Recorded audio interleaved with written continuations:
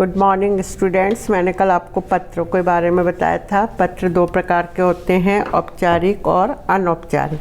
अनौपचारिक पत्र भी मैंने आपको बताए थे कि कई प्रकार के होते हैं।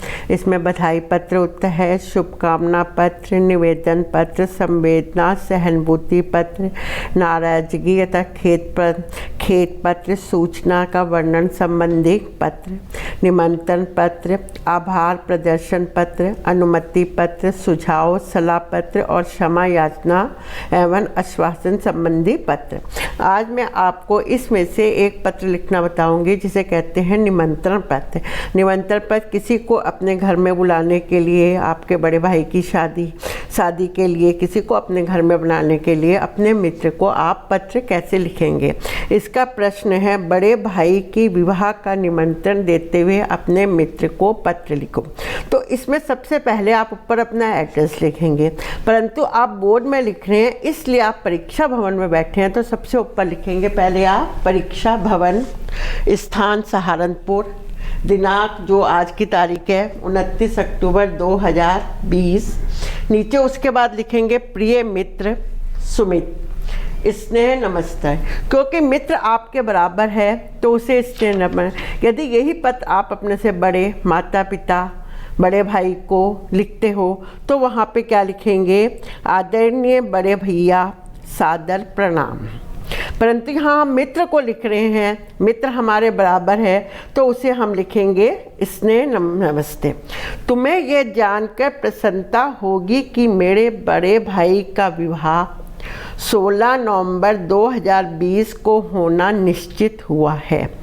तुम्हें यह तो मैं अपने पिछले पत्र में बता ही चुका हूँ कि मेरे बड़े भैया ने पिछले साल कंप्यूटर इंजीनियरिंग का कोर्स पूरा कर लिया था और तभी से वह हैदराबाद की एक आईटी कंपनी में नौकरी कर रहे हैं।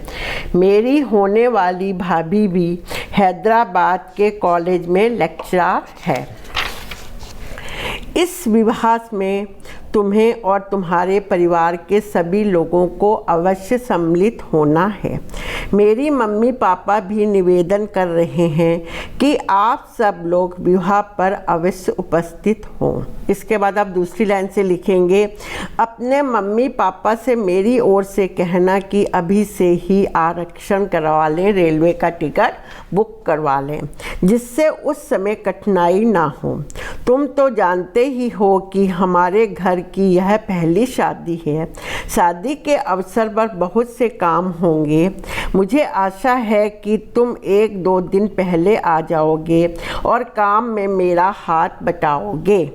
शेष सब आनंद है। पत्र के उत्तर की प्रतीक्षा में तुम्हारा मित्र। जहाँ आप प्रतीक्षा में तुम्हारा मित्र लिखोगे वहाँ पे नाम नहीं लिखोगे, वहाँ कै लिखोगे। यह मैंने आपको औपचारिक पत्र है उसका एक उदाहरण दिया है। यह मैंने आपको निमंत्रण पत्र बताया है।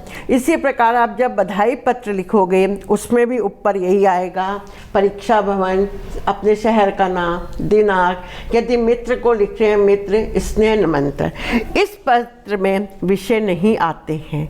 जो अनौपचारिक पत्र होते हैं उसमें विषय नहीं लिखा जाता है। और उसके बाद बधाई पत्र भी ऐसे ही शुरू करोगे, किसी को बधाई देनी है और उसके लास्ट में तुम्हारा मित्र करके ऐसे ही लिखोगे।